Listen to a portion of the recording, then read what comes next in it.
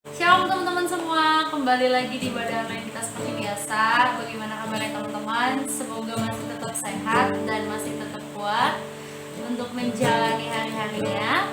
Sebelumnya kita akan memulai ibadah kita. Sebelum kita memulai ibadah kita, mari kita sama-sama satukan hati kita untuk bersatu dalam doa. Mari teman-teman yang ada di rumah, kita satukan hati kita untuk kita bersatu dalam doa. Terima kasih Bapak, terima kasih Tuhan Yesus buat kesempatan yang Tuhan berikan bagi kami sampai pada hari ini. Kami mengucap syukur buat setiap kasih dan anugerah Tuhan yang luar biasa dalam hidup kami. Terima kasih untuk nafas kehidupan dan kesehatan yang Tuhan berikan sampai hari ini. Kami percaya Tuhan kami ada sampai saat ini bukan karena kekuatan kami, tapi karena kasih karunia Tuhan dalam hidup kami. Terima kasih buat cintamu dalam hidup kami ya Bapak. Tuhan Yesus yang baik, saat ini juga Tuhan kami mau berdoa untuk ibadah kami. Engkau yang memberkati teman-teman kami yang ada di rumah, dimanapun mereka berada saat ini Tuhan. Kami percaya Kau yang menjamah setiap hati mereka, biar pada malam hari ini ibadah kami boleh berkenan di hadapan-Mu. Kau yang memberkati dari awal pertengahan sampai akhirnya. Bahkan Kau juga yang memberkati hamba-Mu Bapak Pendeta Samuel yang boleh menyampaikan isi hati-Mu. Biar apa yang boleh hamba-Mu sampaikan boleh menguatkan kami anak-anak muda dimanapun kami boleh berada. Terima kasih Tuhan Yesus, terima kasih Bapa. Kami mulai ibadah ini hanya di dalam satu nama yang luar biasa, Tuhan Yesus Kristus namanya. Haleluya, amin. Amin. Mari kita sama-sama memuji Tuhan. Buat teman-teman yang di rumah, mari sama-sama kita naikkan pujian bagi Tuhan. Kita mau katakan Dia Tuhan yang benar bagi setiap kita.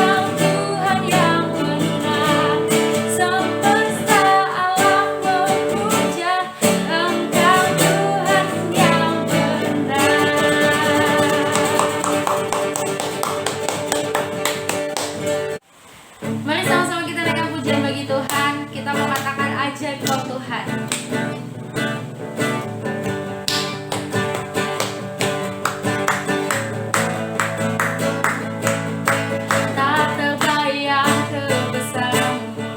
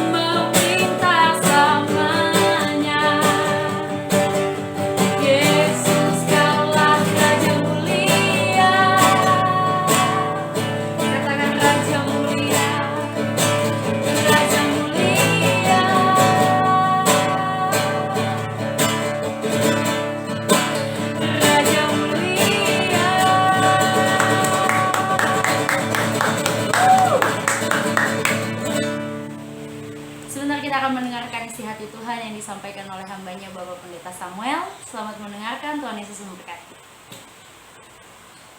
Salam saudara, kita kembali berjumpa. Apa kabar semuanya? Ya, saudara-saudara kaum muda, saya percaya bahwa saudara tetap semangat, ya, dan saya berharap saudara tetap bertekun di dalam beribadah kepada Tuhan, ya, sekalipun masih di rumah masing-masing, karena ibadah itu berguna untuk hidup sekarang maupun untuk hidup yang akan datang. Nah, saudara yang dikasih Tuhan, pada saat ini kita akan belajar firman Tuhan dari kitab Mazmur pasal 1 ayat 1 sampai ayat 6. Mazmur pasal 1 ayat 1 sampai ayat 6. Saya bacakan. Jalan orang benar dan jalan orang fasik. Berbahagialah orang yang tidak berjalan menurut nasihat orang fasik, yang tidak berdiri di jalan orang berdosa, dan yang tidak duduk dalam kumpulan pencemooh. Tetapi yang kesukaannya ialah Taurat Tuhan, dan yang merenungkan Taurat itu siang dan malam. Ia seperti pohon yang ditanam di tepi aliran air, yang menghasilkan buahnya pada musimnya, dan tidak layu daunnya, apa saja yang diperbuatnya berhasil. Bukan demikian orang fasik, mereka seperti sekam yang ditiupkan angin. Sebab itu orang fasik tidak akan tahan dalam penghakiman. Begitu pula orang berdosa dalam perkumpulan orang benar. Sebab Tuhan mengenal jalan orang benar, tetapi jalan orang fasik menuju kebinasaan. Nah, saudara, pada ayat ini terkandung dua makna, yaitu dua jalan hidup manusia di muka bumi ini. Kalau jalan keselamatan hanya satu, only one way untuk mendapatkan keselamatan, yaitu dalam Yesus Kristus. Tetapi di dalam nats ini ada dua jalan hidup manusia secara umum, yaitu yang pertama jalan orang benar, dan yang kedua adalah jalan hidup orang fasik. Di dunia ini hanya dua juga golongan manusia, yaitu orang benar dan orang fasik. Nanti kita lihat. Nah, saudara, kalau saat ini kita belum menentukan jalan hidup kita, apakah kita di jalan orang benar atau di jalan orang fasik, maka kita seperti berada di persimpangan jalan. Tapi saya yakin dan percaya saudara kaum muda-mudi remaja sudah berada di jalur atau rel jalan orang benar. Karena saudara-saudara adalah orang-orang benar, saudara adalah orang-orang yang percaya kepada Tuhan, saudara adalah kaum muda-mudi yang mengasihi Tuhan, yang mengenal Tuhan, yang senantiasa berseru kepada Tuhan, yang senantiasa beribadah kepada Tuhan. Maka saudara-saudara adalah orang-orang benar di hadapan Tuhan. Maka jalan saudara adalah jalan orang benar. Nah, saudara yang dikasihi Tuhan, kalau kita melihat kata-kata mutiara tentang jalan hidup manusia dalam kehidupan sehari-hari, ada berbagai macam persoalan yang terjadi dalam kehidupan kita. Oleh karena itu saya kutip beberapa kata-kata mutiara tentang jalan hidup manusia. Setiap detik dalam hidup adalah perjalanan, dan setiap perjalanan adalah pelajaran. Sekali lagi, setiap detik dalam hidup kita adalah perjalanan, dan setiap perjalanan adalah pelajaran. Jadi hari-hari hidup kita itu sebenarnya adalah perjalanan kita. Nah, di setiap perjalanan kita itu selalu ada pelajaran yang kita bisa ambil hikmatnya. Nah, saudara yang dikasihi Tuhan, yang kedua, hidup akan terasa lebih mudah.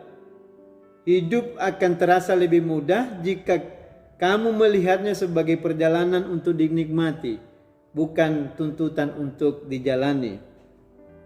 Hidup adalah perjalanan yang harus dihadapi, bukan masalah yang harus ditakuti.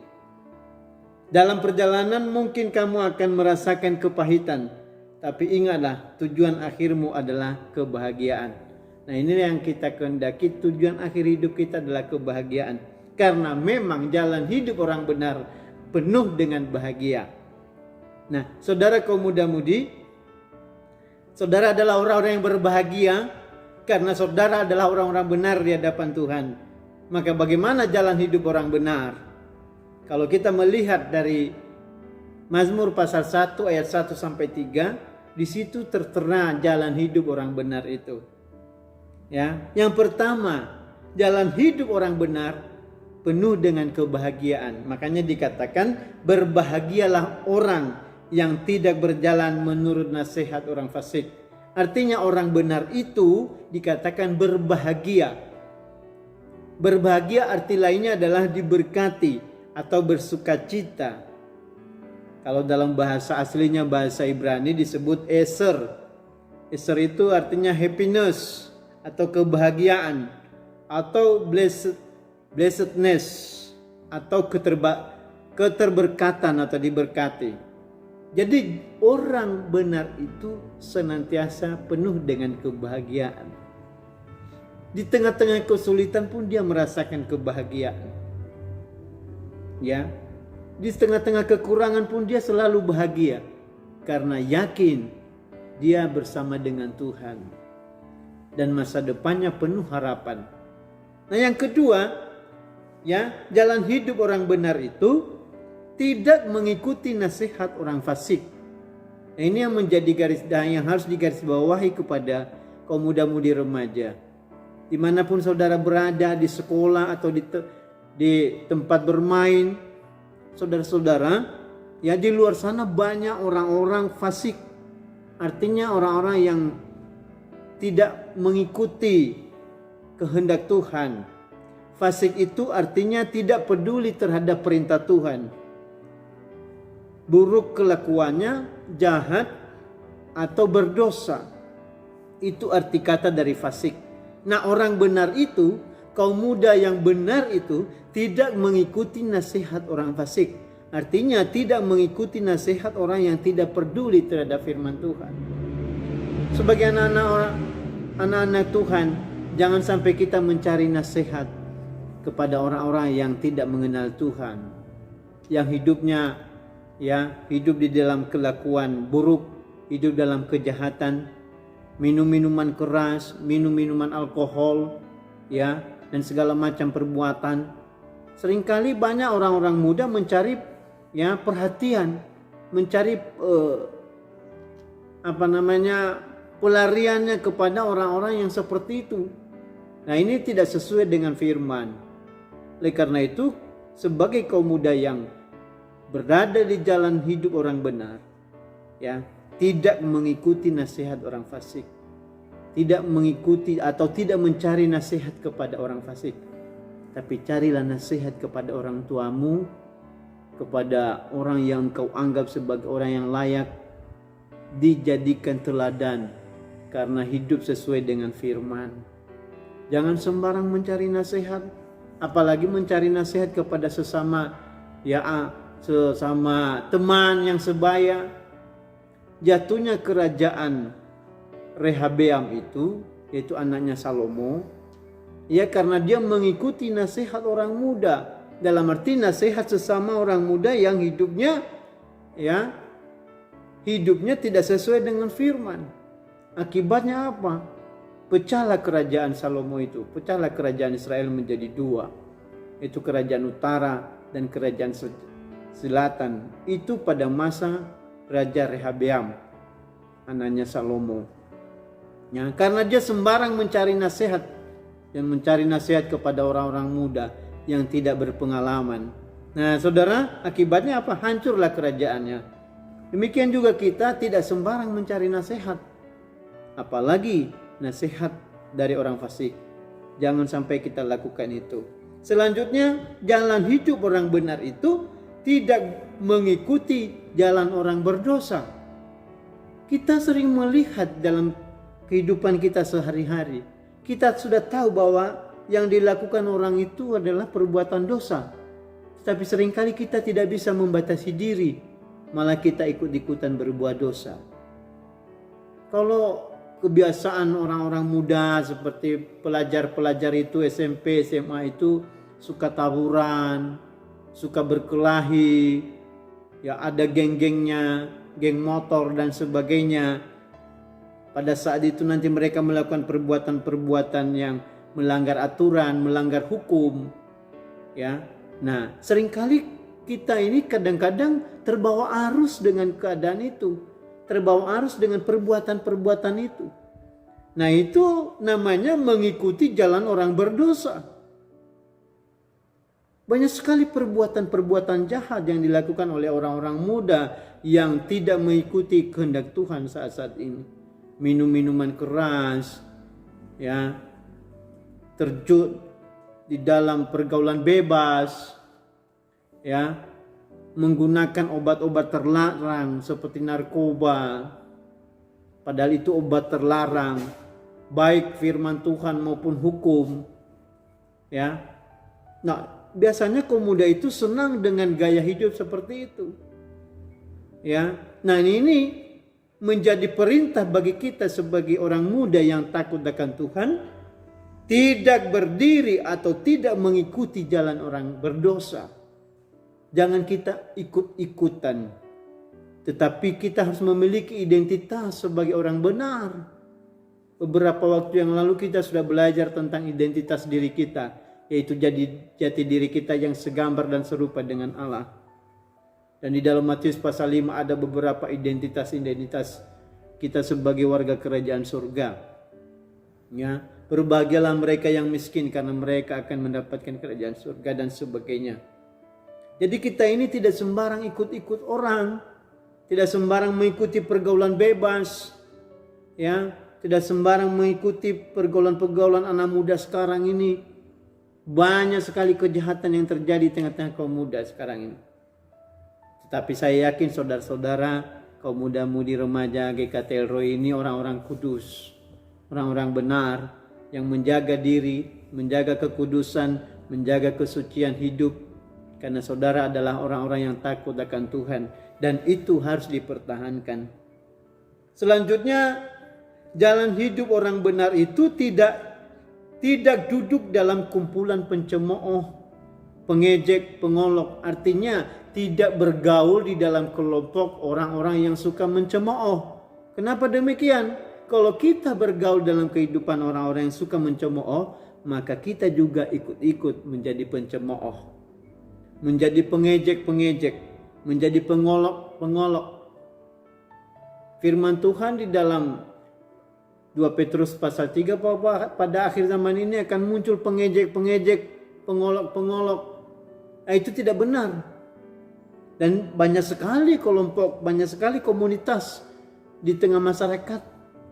Kelompok-kelompok seperti itu yang suka mencemooh temannya, suka mencemooh pemerintah, suka mencemooh kelompok tertentu, ya, suka mencemooh sesamanya. Nah, itu tidak baik. Itu dosa di hadapan Tuhan. Maka sebagai kaum muda, jangan pernah bergaul dengan hal-hal seperti itu. Dan pernah bergaul dengan orang-orang seperti itu. Tunjukkan identitas dirimu sebagai anak-anak Tuhan, anak-anak terang yang hidup di dalam kebenaran dan hidup takut akan Tuhan, menjauhi kejahatan. Selain itu saudara-saudara, jalan hidup orang benar adalah suka membaca dan merenungkan firman Tuhan. Itu seperti yang tertulis di ayat 2. Tetapi yang kesukaannya adalah Taurat Tuhan, dan yang merenungkan Taurat itu siang dan malam. Kesukaannya atau kesenangannya adalah Taurat Tuhan, firman Tuhan. Tapi kebanyakan sekarang kaum muda itu kesukaannya itu HP-nya, game-nya. Yang dipegang terus setiap hari adalah game. Game siang malam, game siang malam. Berarti kesukaannya game, bukan Taurat Tuhan.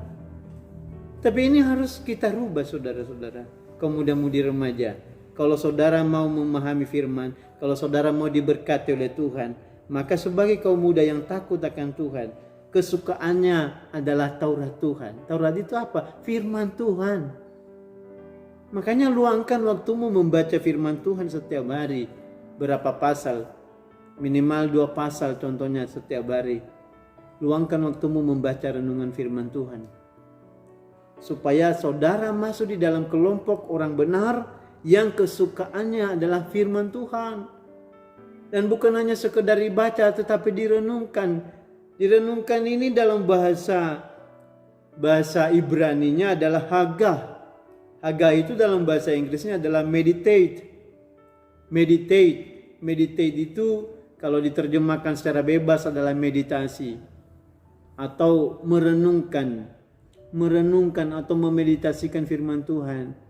Kalau memeditasikan firman Tuhan artinya apa? Setiap hari kita renungkan, oh aku ini orang benar, aku tidak mau berjalan dalam kehidupan dalam jalan orang benar, aku tidak mau berkumpul dalam kumpulan para pencemooh. Di sekolah kan banyak teman-teman saudara, komunitas-komunitas tertentu, mereka suka mengolok-olok gurunya, mengejek temannya. Ya jangan bergaul dengan orang-orang seperti itu, karena saudara juga akan terbawa arus dengan keadaan mereka. Nah, oleh karena itu, jadikanlah firman Tuhan menjadi kesukaan di dalam dirimu. Melebihi saudara menyukai HP-mu. Jadikanlah firman Tuhan kesukaan di dalam dirimu melebihi permainan atau game di dalam HP-mu, saudara-saudara. Kalau saudara mau diberkati oleh Tuhan. Ya, jadi berbahagialah orang yang jalannya berjalan di dalam terang firman Tuhan, yang tidak berjalan menurut nasihat orang fasik, dan yang tidak mengikuti jalan orang berdosa, tidak dulu dalam kumpulan pencemooh, tetapi suka membaca firman, suka merenungkan firman Tuhan. Nah, bagaimana kehidupan kita, jaminan kita, kehidupan kita kalau kita melakukan hal-hal itu? Ya, ayat 3 dia berkata, ya, ayat 3, ia seperti pohon yang ditanam di tepi aliran air, yang menghasilkan buahnya pada musimnya, dan yang tidak layun daunnya. Apa saja yang diperbuatnya berhasil. Artinya apa? Ya, kehidupan orang benar itu, ya, dia seperti pohon yang ditanam di tepi aliran air. Artinya apa? Mengalami pertumbuhan, tidak mengalami kekeringan rohani, tetapi bertumbuh. Ya, karena apa? Ada sumber kehidupan. Air itu sumber kehidupan. Ya, pohon yang ada di tepi aliran air itu gampang tumbuh karena ada aliran-aliran air yang masuk di akar-akarnya itu. Jadi kehidupan orang benar itu adalah seperti pohon yang ditanam di tepi aliran air. Artinya tetap hidup walaupun musim kemarau, tetapi dia tetap hidup. Dia tetap bisa bertahan hidup. Selalu berbuah pada musimnya, artinya diberkati. Diberkati. Berbuah itu menghasilkan buah, artinya menghasilkan berkat dalam kehidupannya, sehingga bisa menjadi berkat bagi orang lain, bisa menjadi berkat bagi lingkungan dan sebagainya. Tidak pernah layu daunnya, artinya hidupnya selalu bahagia. Apa saja yang diperbuatnya berhasil. Artinya apa? Orang benar itu selalu diberkati oleh Tuhan. Orang benar itu akan mengalami kebahagiaan. Orang benar itu akan sukses dalam hidupnya. Mungkin sekarang belum merasakan kebahagiaan itu. Mungkin sekarang belum merasakan kesuksesan itu. Tetapi perjalanan hidup kita ini masih panjang.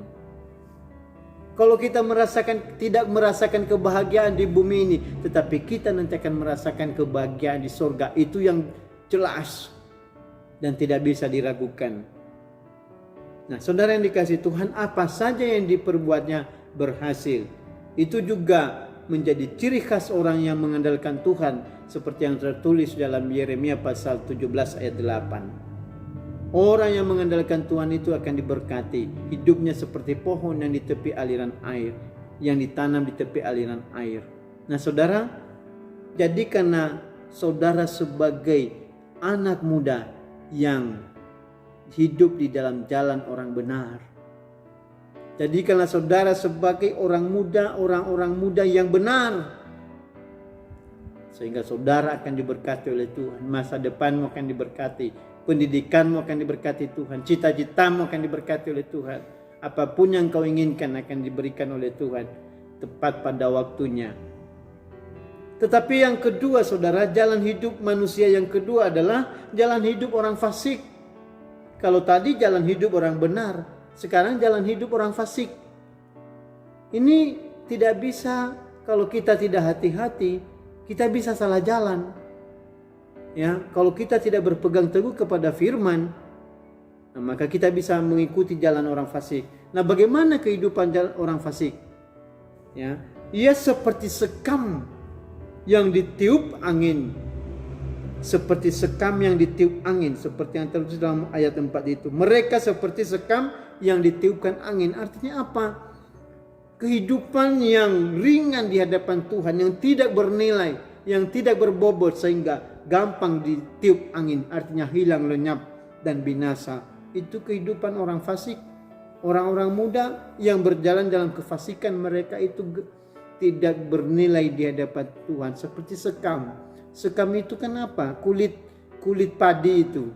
Kalau padi digiling sehingga terpisah antara beras dengan sekam. Sekam itu kan tidak ada gunanya selain dibuang, dibakar, atau dijadikan makan ternak. Yang diambil adalah berasnya. Sekam itu kalau kita menampi beras, sekamnya juga akan berterbangan. Artinya hilang. Nah, itulah kehidupan orang-orang yang berjalan dalam jalan orang fasik. Seperti sekam yang ditiup angin, artinya gampang hilang. Hidupnya juga, ya, hidupnya dinilai oleh Tuhan sangat ringan, tidak berbobot atau tidak bernilai, tidak berharga di mata Tuhan, ya, tidak ada gunanya selain dibuang atau dibakar dan dijadikan makanan ternak.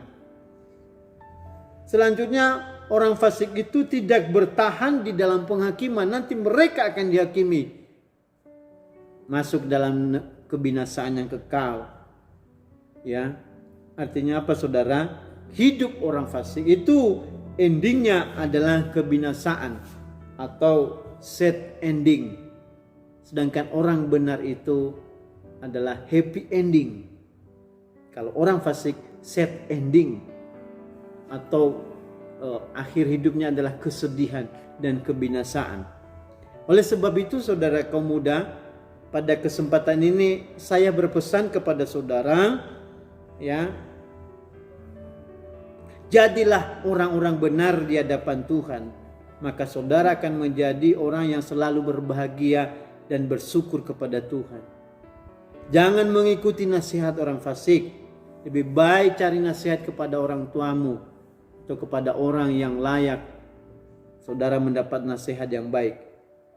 Tidak mengikuti jalan orang berdosa, tidak ikut dalam perkumpulan orang-orang pencemooh, tetapi suka membaca firman dan merenungkan firman Tuhan. Nah, di situ nanti ada janji kebahagiaan untuk selama-lamanya. Janji berkat untuk saudara. Jaminan dari Tuhan bahwa saudara akan diberkati, baik di masa sekarang maupun di masa yang akan datang. Nah, saudara, karena itu jangan khawatir tentang masa depanmu. Apabila saudara masuk dalam kelompok orang benar, maka jangan pernah khawatir tentang masa depanmu. Yakinlah dan berharaplah kepada Tuhan, maka Tuhan akan memberkatimu, membuat engkau sukses dan berhasil di dalam segala jalanmu. Tuhan yang bertanggung jawab atas masa depanmu, Tuhan yang memberkati pendidikanmu, Tuhan yang memberkati cita-citamu, Tuhan yang memberikan engkau kebahagiaan. Apapun yang engkau inginkan, Tuhan akan nyatakan kemuliaannya. Asalkan saudara menjadi orang-orang muda yang hidup di dalam kebenaran. Seperti apa yang sudah tertulis dalam Mazmur pasal 1 ayat 1 sampai yang 3 ini. Nah, saudara yang dikasihi Tuhan, biarlah melalui renungan yang singkat ini, saya berharap saudara betul-betul sungguh-sungguh memperhatikan hidup saudara masing-masing. Jaga kekudusan hidupmu, jaga pikiranmu, jaga perasaanmu, jaga hatimu, jaga perkataanmu, jaga perbuatanmu sebagai orang-orang yang benar. Ya, orang-orang yang takut akan Tuhan, maka Tuhan akan memberkati masa depanmu. Semoga Tuhan Yesus Kristus memberkati saudara sekalian. Shalom. Mari kita berdoa terlebih dahulu. Bapa kami yang bertakhta dalam kerajaan surga, kami bersyukur Tuhan atas kebaikan-Mu, anugerah dan kasih setia-Mu kepada kami. Secara khusus untuk seluruh kaum muda-mudi remaja. Engkau yang bertanggung jawab atas hidup mereka, Engkau yang memberkati mereka dimanapun mereka berada saat ini Tuhan. Apapun yang menjadi pergumulan mereka, doa dan permohonan mereka, Tuhan memberkati. Berkati masa depan mereka, berkati studi mereka, berkati apapun yang menjadi pekerjaan tangan mereka, apapun yang menjadi cita-cita mereka, Tuhan memberkati. Kau yang mencukupi seluruh kebutuhan mereka, Kau yang menyediakan segala sesuatu yang mereka perlukan, dan Engkau kirim para malaikat-Mu menjaga dan melindungi mereka senantiasa dimanapun mereka berada. Kami serahkan ke dalam tangan-Mu kehidupan mereka semua ya Bapa. Biarlah kasih setia-Mu berlimpah-limpah bagi mereka. Damai sejahtera yang daripada-Mu menyertai mereka. Dan kekuatan kuasa Roh Kudus-Mu turun atas mereka. Sehingga masa depan mereka, masa depan yang penuh kebahagiaan. Terima kasih. Di dalam nama Tuhan Yesus Kristus hamba berdoa dan mengucap syukur. Haleluya. Amin. Salam saudara.